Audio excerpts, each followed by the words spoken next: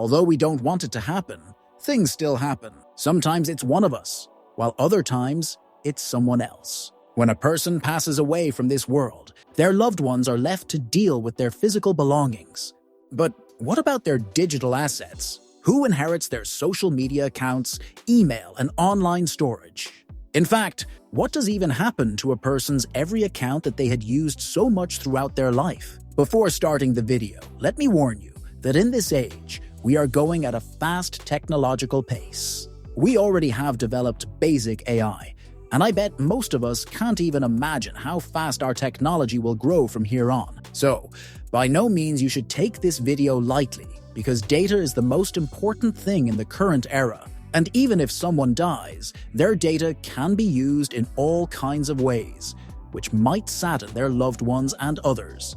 Now, different countries and states have varying laws regarding digital inheritance. In some places, family members can inherit digital assets, while in others, the deceased person's wishes may be ignored. And this would be the worst-case scenario for people who want nobody to go through their online storage, computer, and mobile devices.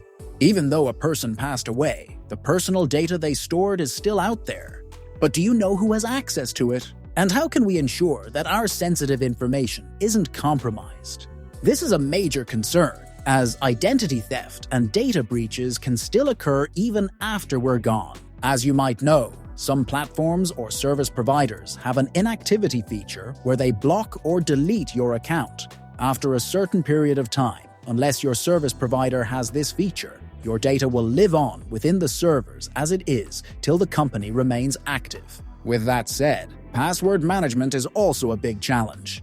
Because who has access to our passwords and account credentials?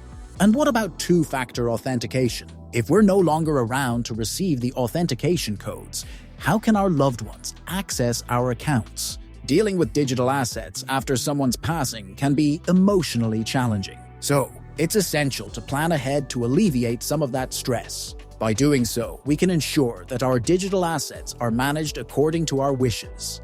Another challenge which arrives now is to protect our memories. How can we ensure that our photos, messages, and posts are saved for our loved ones? Did you know some social media platforms like Facebook allow us to memorialize accounts? This means that the account is frozen in time, and friends and family can still visit and leave messages on it. However, preserving digital memories can still be tricky. For example, what happens to our digital photos if the platform they're stored on shuts down? Or what if our loved ones can't access our accounts because they don't have the passwords? Not everyone has a hacker in their family, so just like we plan for our physical belongings, we should also plan for our digital assets. Don't take this lightly. This planning also has a special term called digital estate planning. We can create a digital will, which outlines our wishes for our digital assets after we die. We can also appoint a digital executor who will manage our digital assets on our behalf. So the things that you should keep in your mind the most are to keep your passwords and account information up to date. Consider using a password manager to securely store your passwords. Make sure your loved ones know how to access your digital assets.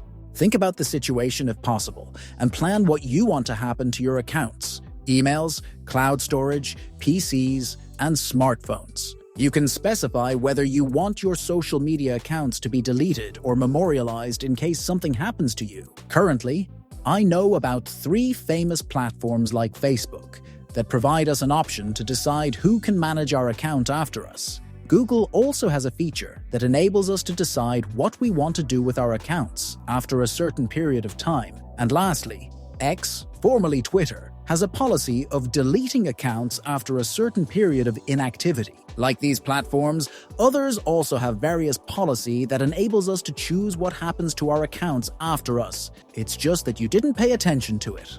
So, that's it for this week. If you enjoyed this video, then don't forget to do 3 things, and I don't think I have to tell you about them, right?